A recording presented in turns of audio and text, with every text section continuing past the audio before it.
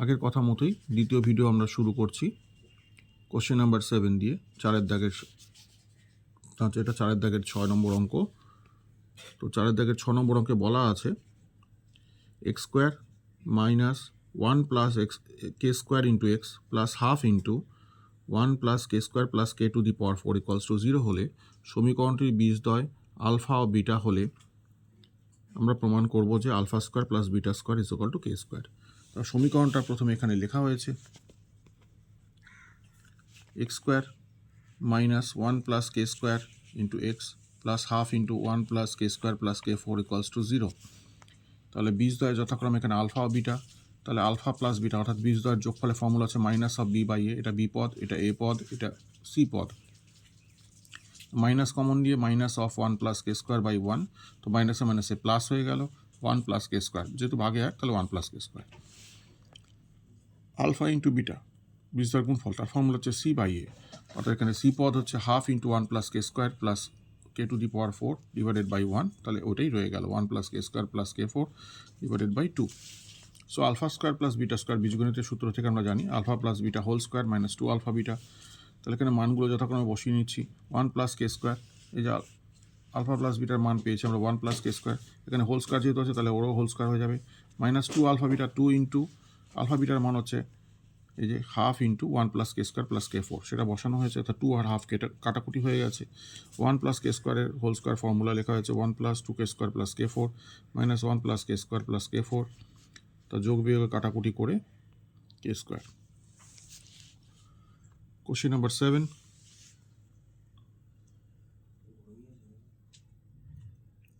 X by 3 আমাদের প্রশ্নে দেওয়া আছে x by 3 is equal to y by 4 is equal to z by 5 is equal to 4x minus y plus 2z by k হলে k এর মান আমরা সমাধানের সাপেক্ষে বের করব। তো দেখো বন্ধুরা কীভাবে করছি। X by 3 equals to y by 4 is equal to z by 5 is equal to 4x minus y plus 2z by k, এটার মানটা আমরা ধরে নিচ্ছি পি। তো x is equal to 3p বজ্রগুণের সাপেক্ষে, y is equal two 4p এবং Z is equal two 5p। এই অংশটা যদি মিশ্র পদ তাহলে এখানে কোনো পদই ব্যবহার করা যাবে না। তাহলে আমরা কি করব, প্রথম পদের সাপেক্ষে চতুর্থ পদটাকে আমরা এখন সমান চিহ্নের সাহায্যে সমাধান করব। তো x by 3 is equal to 4x minus y plus 2z by k, যেহেতু এক্স বাই 3 মানটা পূর্বেই আমরা পি ধরে নিয়েছিলাম, এটা পি বসানো হলো, আর এখানে এক্স ওয়াই জেডের যে মানগুলো আমরা আগে থেকে পেয়েছি সেটা সেই জায়গা মতো প্লেস করা হলো।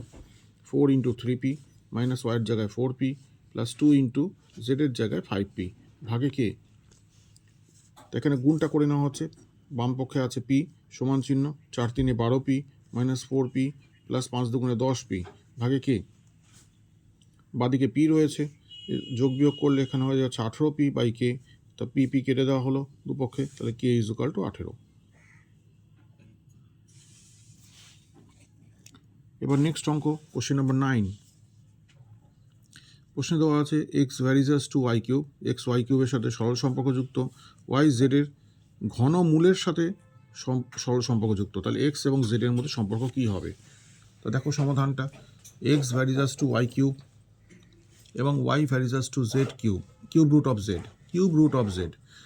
তাহলে এক্স ইজ ইকুয়াল টু আমরা কে ওয়াই কিউব ধরে নিয়েছি, এখানে কে একটা সরল সমানুপাতিক ধ্রুবক, এবং y is equal to m into cube root of z, যেখানে এক্স এবং ওয়াই কে এবং এম যথাক্রমে অশূন্য সমানুপাতিক ধ্রুবক, অশূন্য সমানুপাতিক ধ্রুবক, এভাবে তোমরা লিখে নেবে, কে কমা এম নট ইকুয়ালস টু 0 অশূন্য সমানুপাতিক ধ্রুবক।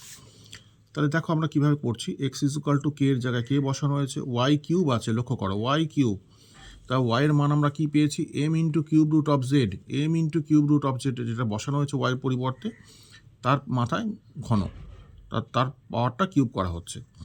তো এক্সের জায়গায় এক্স বসলো, কে এর জায়গায় কে বসেছে, এখান থেকে এম এর পাওয়ার কিউব আছে তো এম কিউব আসলো, আর কিউব রুট অফ জেড তার পাওয়ার কিউব, তা কিউব রুট এবং কিউব এ দুটো একে অপরকে ক্যান্সেল করে দিচ্ছে, তো বসে গেল জেড। কে এম কিউব তো পূর্বের কথা মতোই এখানে অশূন্য সমানুপাতিক ধ্রুবক, সুতরাং এক্স এবং জেড পরস্পরের সঙ্গে সরল সমানুপাতিক। এই হলো সমাধান। কোশ্চেন নাম্বার 9,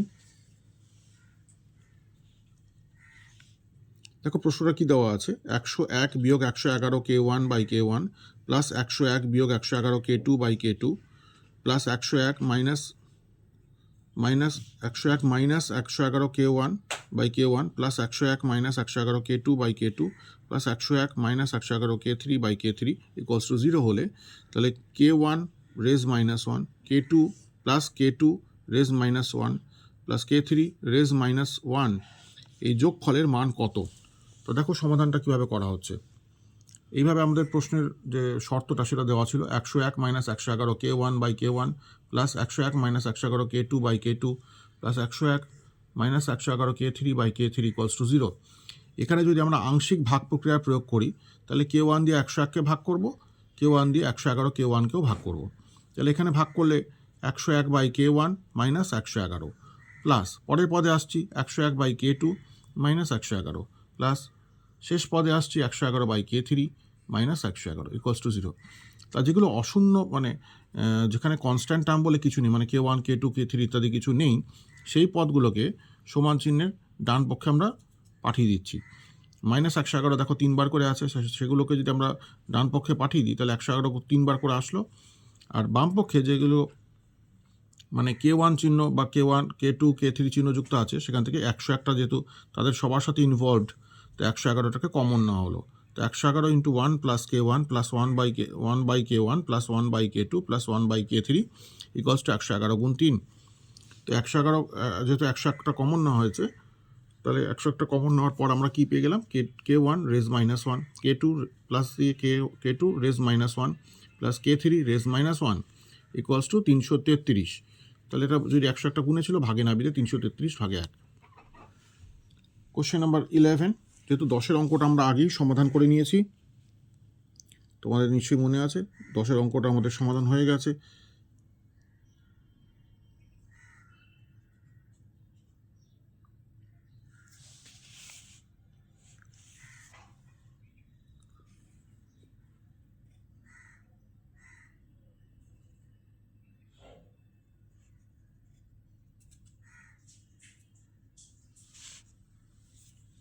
বন্ধুরা এই অঙ্কটা নাম্বার 8 হবে। নাম্বারিং একটা গন্ডগোল হয়েছে দেখতে পাচ্ছি, যা এটা হয়েছে 10, এটা 10 নম্বর অঙ্ক ঠিকই আছে, এটা 11 নম্বর, হ্যাঁ ঠিকই আছে, 11 নম্বর ঠিকই আছে বন্ধুরা। তো 11 নম্বর অঙ্কে যেটা বলা হচ্ছে, একটা বৃত্তের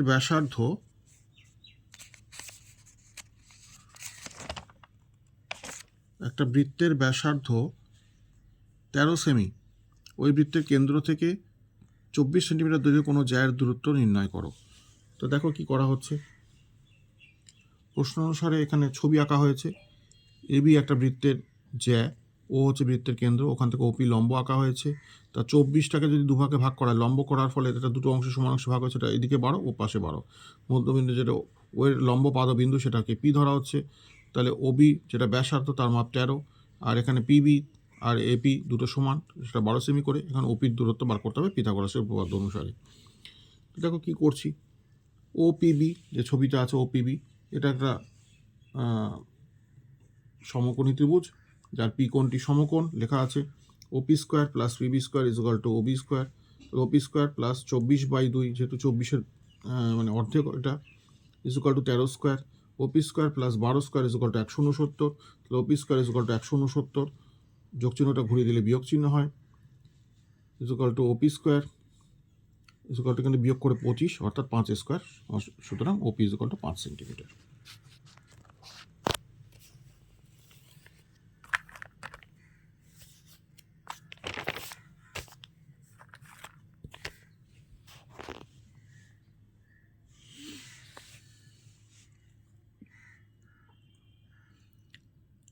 তারপরের অঙ্কে আসা যাক। খুব সুন্দর একটা অঙ্ক দেওয়া রয়েছে। আচ্ছা, পরের ভিডিওতে আমরা আসছি, ঠিক আছে বন্ধুরা।